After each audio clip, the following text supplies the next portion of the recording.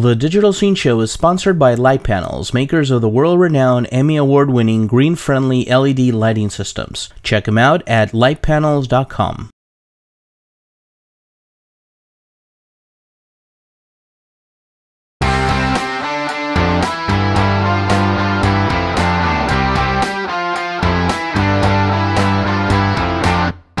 Maysie Hoy, welcome to the Digital Scene Show here at the HPA Award Show 2009. Thank you. Now you're presenting an award today for Best Editor? We're presenting the award for Best Editing, and that's feature films, television, and commercials. I see. And maybe you can tell us a little bit about your background in editing. I started with Robert Altman as an apprentice editor, but before that I was an actress, and that's how I met Robert Altman. And in my career, I went to the Robert Altman Film School because I worked with him for like about 8 years. So I learned everything that I know about the film business through him.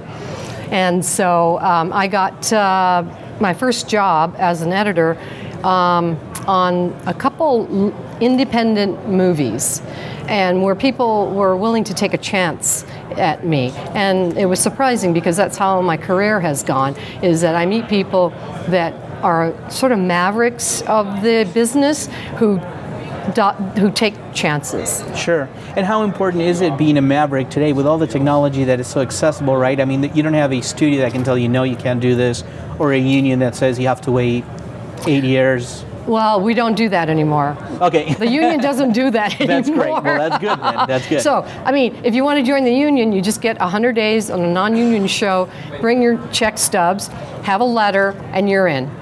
Oh, okay. Seriously. So it is definitely much easier. Yes, today. much easier. Now, do you think that change is partly because of the technology being so accessible to everybody now? Well, I think it had to change because there were so many people that were doing independent projects, non-union, that were very good, but back then the union was a very tight organization, and so it took a lot to break into it. And in terms of working for a maverick, right now I'm working for Tyler Perry, and that's the ultimate maverick. Sure, you know, and he gets final cut, as did Robert Altman did. So that's great to work for someone who has an opinion and has the final opinion. Definitely. So tell us a little bit about some of the technology you're using today for editing, for the people that are listening that want to know, what does Hollywood use today? Is it still an Avid shop, or is Final Cut, getting in there as well?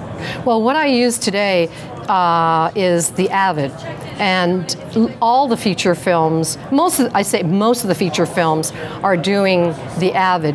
Now, some people are like venturing into Final Cut Pro, but there's also issues that the Final Cut hasn't quite fixed all the issues that a feature film world needs. Sure. Though there are a lot of pictures that are being cut on Final Cut. I know TV is very popular with Final Cut. Well, it seems like a lot of the reality TV shows, right? They're cut on Final Cut Pro. Yes, because their delivery is completely different than feature films. So they can deliver on HD, they could deliver on high video, but feature films, if you cut on Final Cut, it still has to somehow wind up as 35 millimeter, because the rest of the country, they don't have high def projectors.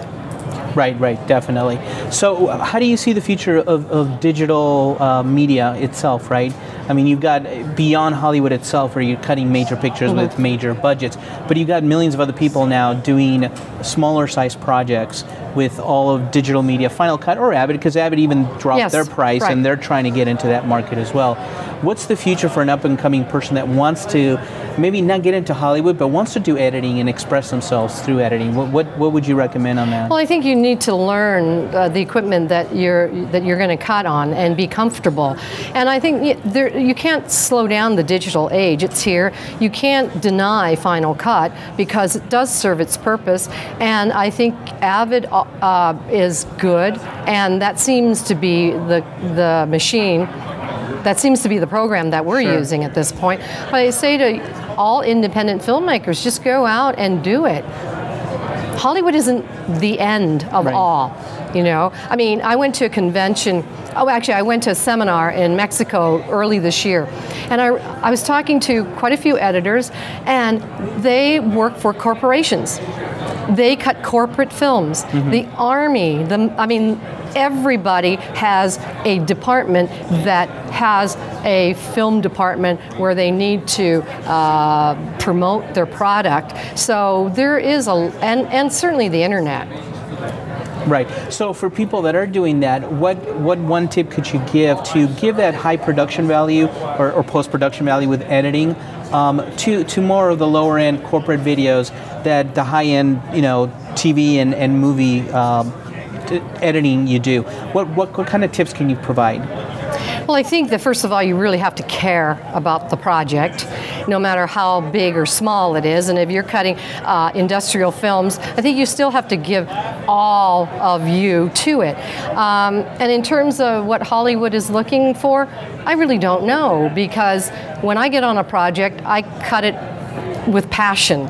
And I think that if passion drives you, then that's what you need to go for. And learn the equipment, the different, like Final Cut, Avid, Lightworks, every kind of machine that you can get your hands on. And the more knowledge you have, I think the better you are in getting a job. It's interesting because the 2 points that you made is what everybody is really saying is, number one, learn, and number two, be passionate. And with those two things, everything else will fall into place.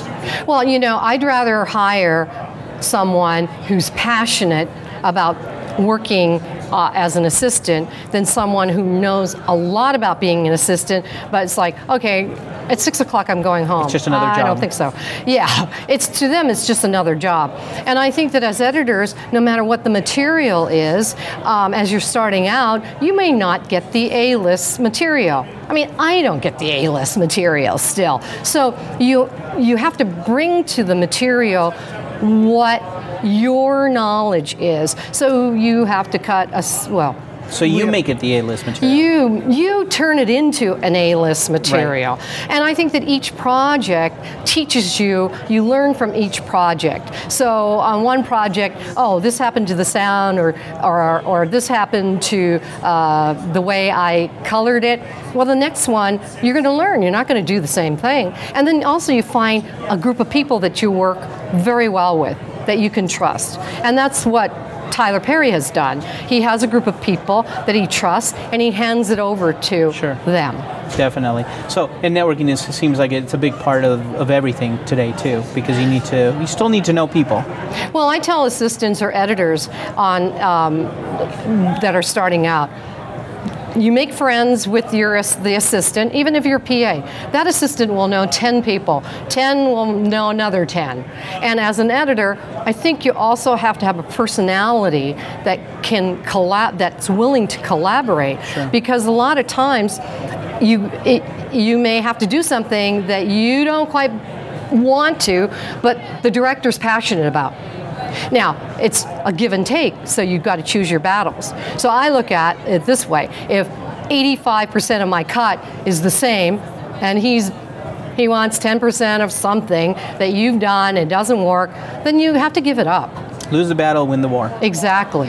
Fantastic. Well, very good to meet you. Thank you for all the information you gave us. Well, thank you so much.